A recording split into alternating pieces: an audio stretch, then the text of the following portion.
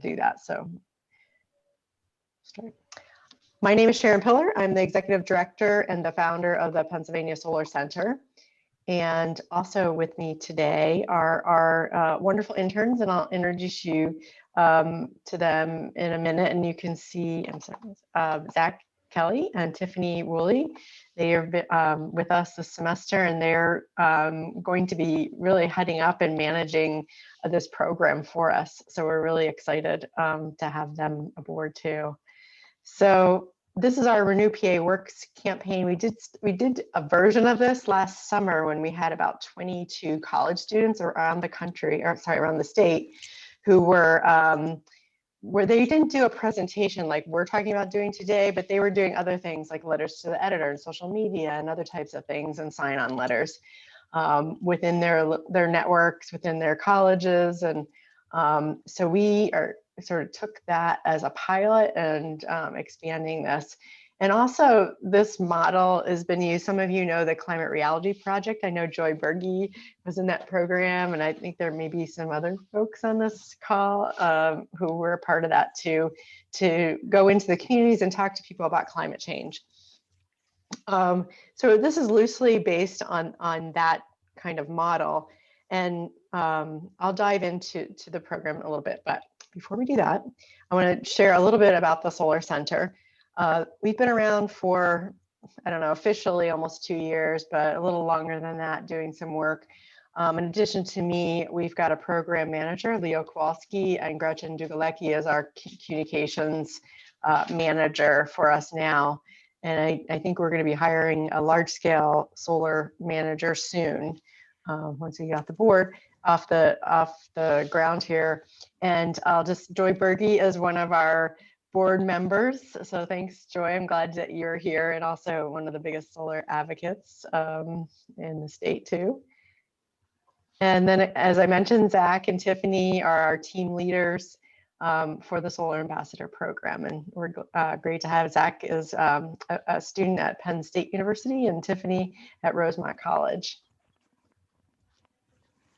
So the Pennsylvania Solar Center, we're really fortunate to have some great financial resources coming from the Hillman Foundation and the Heinz Endowments, and some of our other sponsors, the LeMay Foundation, the West Penn Power Sustainable Energy Fund was our very first funder.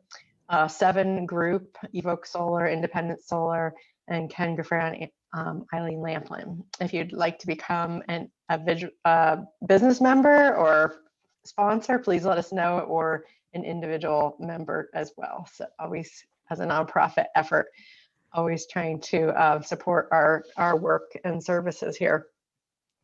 We are under the fiscal sponsor of another nonprofit called New Sun Rising.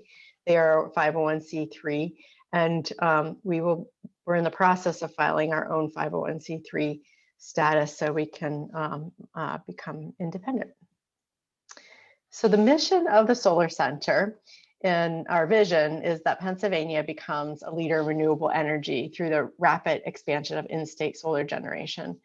And our role in that is to provide unbiased guidance to usher all Pennsylvanians into the clean energy economy so that we can create more resilient communities. And I am just thrilled here to be with all of you, because the folks that are on this Zoom are people who have been at this for, I know some of you for a long time, and I think Jack Barnett building the Clean Energy Co-op, and all of you just doing a lot of your own advocacy, and it's just really awesome to be have this circle of people together. So thank you. The Solar Center, the way I describe what we do is a little bit of a three-legged stool. We do offer technical support primarily for nonprofit organizations, and now it says small businesses, but we just have a new application for businesses that's open to help businesses through the whole solar procurement process, because it's a very confusing process for them. So we help them through it, try to help them find qualified developers and financing and other resources through that process. We also have online resources that we are building out, and we're continuing to do that. We have a developer directory on there. You can go and look by county, which are developers that have NAPCEP certification. And that's the only screening that we really do, but that's listed by county. We also are offering our Lodestar Award to organizations that are leading the way in solar and businesses. And we just had an award ceremony focused on North Central Pennsylvania a couple weeks ago. That was great. And the House Majority Leader Benninghoff was there and spent the whole time with us. So I think that was pretty awesome, as well as a lot of the organizations and businesses in that area that had gone solar that we want to lift up. And we have a solar installation map that we're mapping non-residential projects all across the state. We have about 200 to add to that map right now, so we're a little behind trying to get that caught up. And my volunteer, who was my son, just is gone back to school, so he hasn't been doing that. But we will get that caught up hopefully in the next month. And then we have our Solar Advocacy Network, which is part of this program that we're doing and lifting up the policy work, because as you all know, policy really matters and is very important to move solar ahead in Pennsylvania with robust solar policy. So I just wanted to give you a little background about us. We can talk more about that if you have questions, but I wanted to dive right into the Solar Ambassador Program and what our goals are for this. And really the idea is we have a database of, I think, 1,200 solar owners. So we know that solar owners are the best advocates and the most inspirational, enthusiastic people to talk about solar, and they're very knowledgeable about policy. So we just think that they're, are sort of like no-brainer people to be part of this program. But then there are other people who don't have solar, who maybe want it or just haven't done it, who are also good advocates too. So of the, it looks like we had 25 people who applied or registered for this today. About half, a little more than half, are actually solar owners. So we're excited about that. And also excited for the people who are not solar owners too. That's just fine. And I'm not a solar owner. I've lived in an apartment and now I live in a house that doesn't have good solar access. So maybe community solar will be the thing for me, which we'll talk about too in a minute. So this is an idea to galvanize people who have a lot of energy about solar and want to share it, and to educate people in their communities about all the benefits that we can have around the economic benefits, particularly right now, post-COVID. And obviously there are environmental benefits too, and we'll get into talking about that in a minute. But our main focus is lifting up some of the economic benefits right now, because those are the people that we need to speak to, and those are the stories that are really compelling to those decision makers. Our objective is to train around 30 people across the state, and I have a little map to show where you all are, and nicely sprinkled across the state. And this is through June, because we started a new legislative session in Pennsylvania. It's 2 years, but we're really looking and hoping that policies are passed before June. And June is, the end of June is when the legislature breaks and goes away for the summer. And doesn't come back until the fall. So we really want to pass this soon, and really this is a very urgent time to be doing this. As an ambassador, your role is to educate people about the benefits of renewable energy, primarily solar energy, and economic opportunities of attracting renewable energy into their regions or counties or towns. And creating advocacy opportunities to engage people. So giving them opportunities to learn about who their legislators are, or sending letters to the editor, or calling their legislators, or sign-on letters, and those kind of things. Really inspire them to get involved, to make a difference. And why are we doing this now? I kind of talked a little bit about that, and I think a lot of you who are solar owners understand the renewable energy credits and how what a small value they have right now. And obviously that's linked to this policy. So this is the Keystone Renewable Energy Policy in Pennsylvania. It's called the Alternative Energy Portfolio Standard, or the AEPS. It was signed into law in 2004, and at the time was a really aspirational goal, because nobody really knew what solar was going to be able to do. And so Pennsylvania was a leading state at the time in renewable energy. And that law requires 18% of our electricity to come from alternative sources. And it should say by May of 2021. So the deadline for all that to happen is just a few months away. And once we reach that May 31st, that goal doesn't go away, but it flatlines. So it just doesn't increase. And without it increasing, we don't expect to see, I mean, we will see more solar and renewables just because of the cost has come down, but it won't be the robust deployment that we see in a lot of other states, which is what we're hoping for. So out of that 18% alternative resources, 8% has to come from what we call primarily renewables, with 0.5% of that coming from in-state solar. So at the time, that was a lot. Now that's not a lot. And we have surpassed that goal already in Pennsylvania. And so we're on track for meeting that. The other 10% tier 2 is coming from other resources, the non-renewable resources, and you can see those listed here. So altogether, we even though it says this is from the PUC, Public Utility Commission website, it's about 16%. Everything's on target to meet that 18% goal by this May. So this is why primarily we're doing this, and I'll talk about community solar as well, because that's going to be included in what we're doing. But this is the keystone policy that we're really focusing on. And you can see where we are compared to other states surrounding us. And I didn't even put on the Northeast states that all have goals similar to these surrounding states. So we don't look very aspirational anymore. And Delaware just increased theirs to, I think it's 40% by 2030. I just heard today it was passed a few days ago or last week. So we're really falling way behind. And you can see where we are compared to the other states on the East Coast, and where we are per capita, it's even a worse case scenario. So this is what we have to gain in Pennsylvania.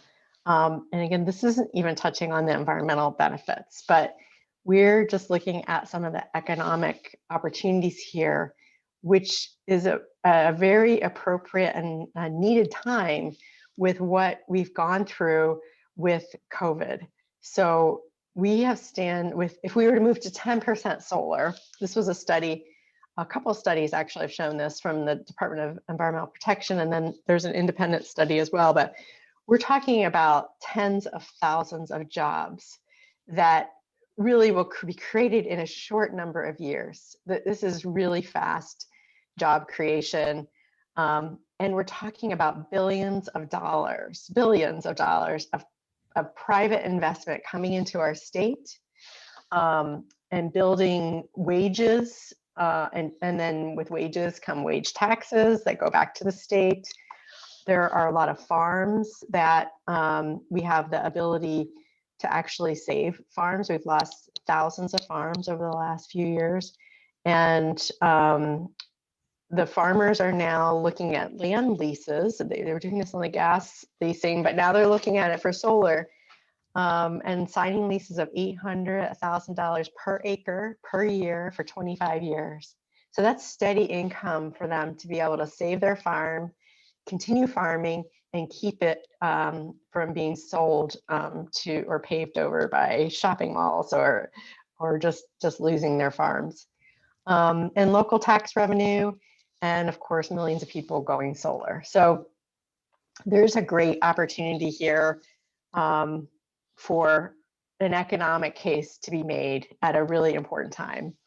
And then, of course, we, ironically don't talk about the environmental benefits a lot, again, because of the decision makers that we're talking to. They are more focused on the jobs and the economic development story than they are the environment. Now, personally, my story is that I come from an environmental background. I worked at Penn Future for many years.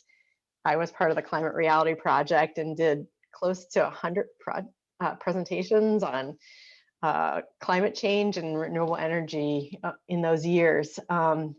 So this is ultimately my personal story of why I do this. And I also know that renewable energy and solar is an inspiring story for people. People love solar all across every political boundary or political ideology, urban, rural. We see this happening all over the place. So it is infectious, and it's a way to address climate change that I think is really positive, that people are inspired by. And of course, there are so many health impacts that come with burning of fossil fuels that we're displacing in addition to carbon dioxide. So we have some of those numbers that we're calculating to include in that. And this is not the presentation. There's some of these pieces that are in the presentation, but we're just going to give you a little bit overview. And I just wanted to show why we're doing this. And again, this is a study that was done on the Center of Rural Pennsylvania, showing attitudes about what holds the greatest promise for addressing Pennsylvania's energy demands in the next 5 years.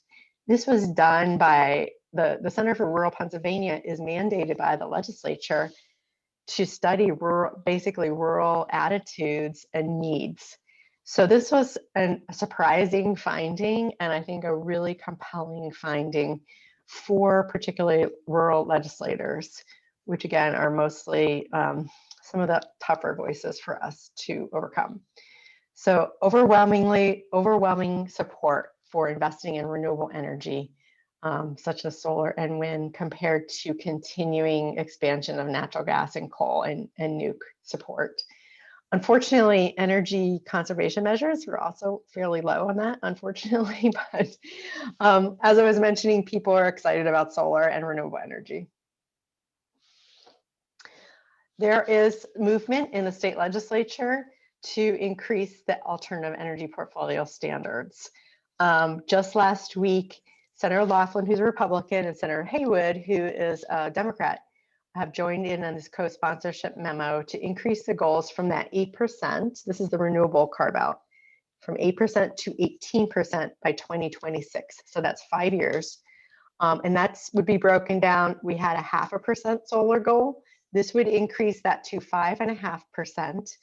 And that's broken down into grid scale, which is the large utility scale project, and then 1.75% into distributed generation. So that's like rooftop solar on people's homes and businesses and schools that we were talking about. So that's an enormous increase from what we have now. And that's not the 10% that we were showing you before, but it's still tens of thousands of jobs and billions of economic investment. There's other language in there, and we can talk about some of those goals later, but these things will help large utility scale solar with long-term contracts, and also a study to understand what energy storage option and benefits that we could have in Pennsylvania.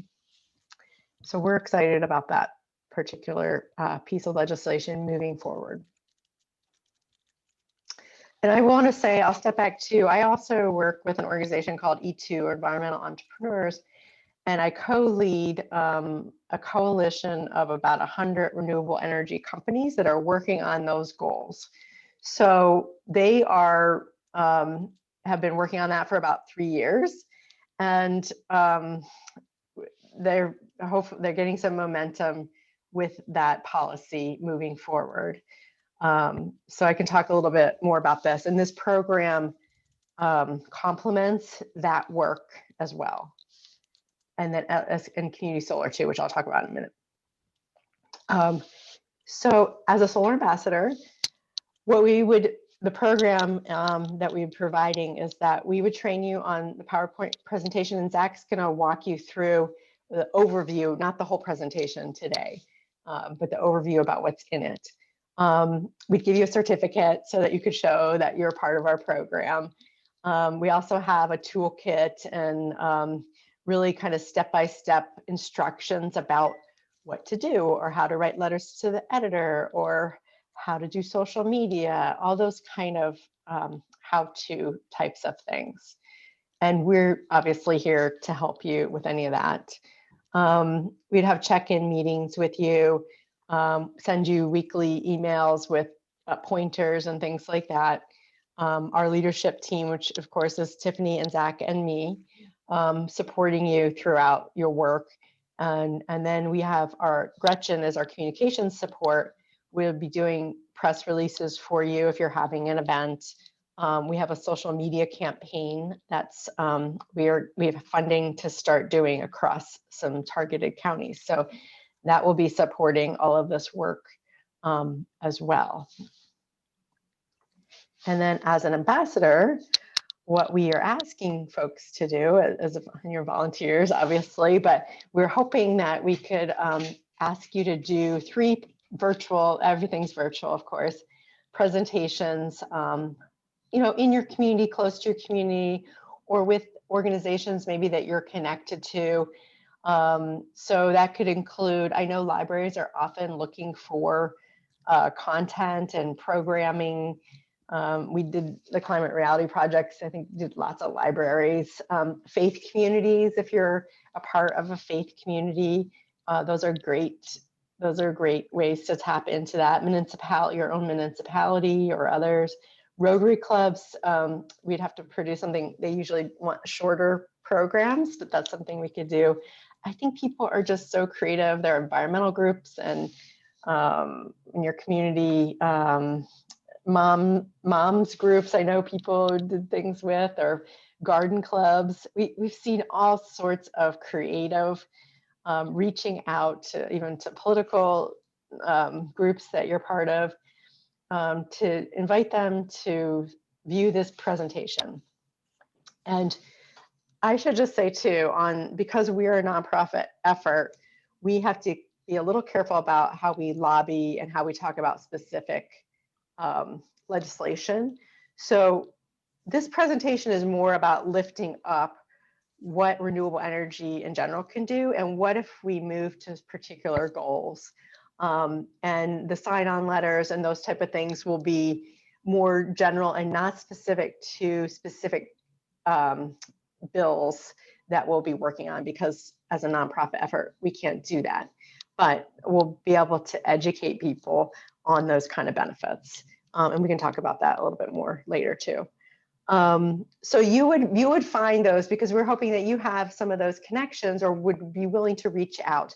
And we have resources down to the email that you could send to somebody about describing the program, a little description of what, and Tiffany's going to go through the toolkit and she's going to tell you what's in there. But hopefully that you would be reaching out and maybe encouraging people to write letters to their editor or sign on to the sign-on letter, that type of thing. We have a weekly tracking log if you do have activity that you could put in into that log. And then some people are really into social media, people are not. That's fine. If you are, we have social media posts and things like that that we would be supporting and helping you lift up. And so at this point, I'm going to let Zach take it over, and he can tell you a little bit about the presentation. So take it away, Zach, if you can. Hello, everyone. My name is Zach. It's a pleasure to meet everyone. Thank you for attending, and I'm looking forward to hopefully working with some of you as this program moves forward. I can share my screen. Yes. Okay. Yeah, so I'm just going to give a brief overview of the presentation and just kind of highlight the main topics in each section and try and keep it short for you guys because we're going to go over it next week in greater depth. So yeah, the first section, we just wanted to talk about the economic benefits of solar. We really want to hit on this point because we think it's what people care about first and foremost. Obviously, we're going to talk about the environmental benefits too, which are, I think, just as important, but I think jobs and economic development is what really going to impact people, especially in rural Pennsylvania. So like Sharon touched on earlier, we are going to talk about the large increase in renewable jobs and outside private investment in Pennsylvania, and how these aspects can help with fuel cost savings, improve public health, reduce environmental damages. The list goes on. And overall, these benefits will add up to a net savings of about $1.6 billion a year until 2030. So it's pretty exciting. And that's a brief overview of the first section. There's 5 total sections. Should have mentioned that earlier. But now the next section, we're talking about where we are now. And we start this section with a short video just talking about or explaining the science behind solar technology, which we all found very helpful, even if you're around this kind of information all the time. It's just a nice little refresher. And we talk about the specifics of how residential and grid scale solar operates. And again, like Sharon said earlier, we talk about the current goal of Pennsylvania to have 8% renewable energy production by 2021, with only 0.5% of that 8% coming from solar. And they are on target for that, but we obviously want to improve those goals because, as you guys saw in that one graphic about neighboring states, we're pretty far behind. And yeah, with this section, we also talk about the current electricity mix in Pennsylvania and also the United States. And in both those situations, natural gas, if we continue on as business as usual, is going to become the dominant energy source in the next few years, undoubtedly. So that's what we're trying to change. And now moving on to the third section, these are our goals for the future. And as stated earlier, we want to expand our solar production goals by 2026 and 2030. And the cost of solar is also declining 70% plus since 2010. And we also wanted to talk about agrivoltaics, which is basically a way for solar power to help preserve Pennsylvania farmland and use that land and use land that previously couldn't be used for anything else, like brownfields, which are just abandoned minefields in Pennsylvania. And like she said, preserving this farmland so it can't be, run over for strip malls and stuff. It can just continue to use it for farming and solar as well. So 2 birds with 1 stone. And we want to wrap up this section talking about the community solar bill, which will let people subscribe to local solar farms, which can offset the power they would have otherwise gotten from fossil fuels. And the next section, we are talking about how these goals are possible or how we can make them possible. These last 2 sections are relatively shorter than the previous ones, but they are just as important, we think. So currently there is a large increase in planned US solar projects, especially in Pennsylvania. In 2021, our goal has been nearly triple since 2020, so it's pretty exciting. But we also want to highlight the fact that only a small fraction of these projects will actually be completed. I believe the total throughout Pennsylvania is around 350, summing up all of the county projects. But even just a small number of those projects being completed will be huge for us. And then the last section is our what can you do section. So this is how we can tell people how ways they can get involved. Mainly there's 2 ways we highlight, which Sharon talked about earlier as well. Go solar on your homes or businesses, and we can give you information and resources on where to start and how to go through that process. And the other way is just get involved with changing policy at the local level and the state level. So just writing letters to editors in your local paper, or advocating on social media, all that is helpful. And then you can also contact your state senator or House representative and push for policy changes supporting solar. So that's a brief summary of our presentation. We'll give more details next week. There's a lot more information.